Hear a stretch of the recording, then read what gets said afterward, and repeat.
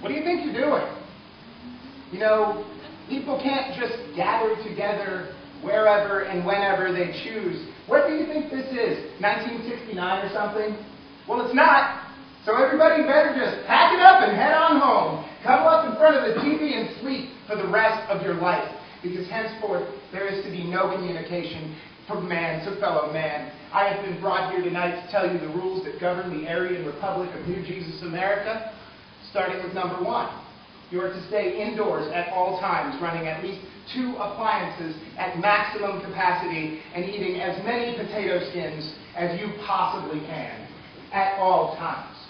Do not think or feel, but should thought or feeling occur, simply increase the volume on your chosen media outlet, then preheat the oven to bake more potato skins.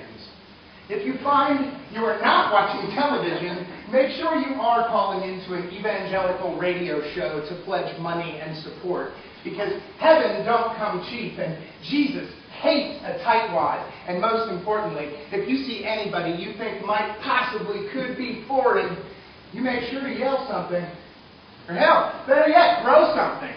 This will make sure that they know that their kind is not welcome in the Aryan Republic of New Jesus America, Time Warner, Starbucks, or anywhere on the entire Clear Channel Microsoft planet, for that matter, because every single foreigner, especially Arabs, personally signed a document giving their consent to the travesty which occurred on September 11, 2001, including that Pierce Brosnan fella and them Sanger bitches from Canada. So if you see any of them foreign fuckers, or even so much as a skateboard punk wearing some smart-ass t-shirt, you whomp them good and call the cops. Because if you don't, you may as well put up a billboard in your front yard that says, "Hooray for terrorism." Remember, we can see you from space, and we are always watching.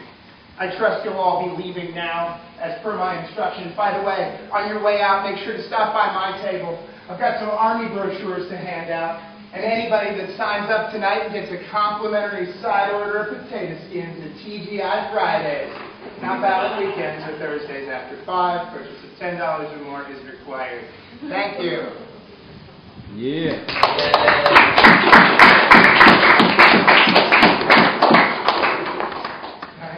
You guys are cool. This is pretty much the coolest place I've performed in a long time. And I'm about to leave town, so enjoy it now. You better shape up or get shipped out. You think they give a shit about you? That you wouldn't do as a human shield for an oil field or foxhole fodder for the president's daughter at 4 across the water and hit home? As we burn Babylon to fuel Rome, I feel some sinking stomachs are in order. Our ardor for mortar fire makes the fire beware the Ides of March. Beware the pile of starched shirts appearing on your doorstep. Mine swept clean for the picking. They're planning on sticking you with the bill. Your Social Security will be converted directly into new drill bits for the wealthy 1% who rent stolen refineries from the first family tree.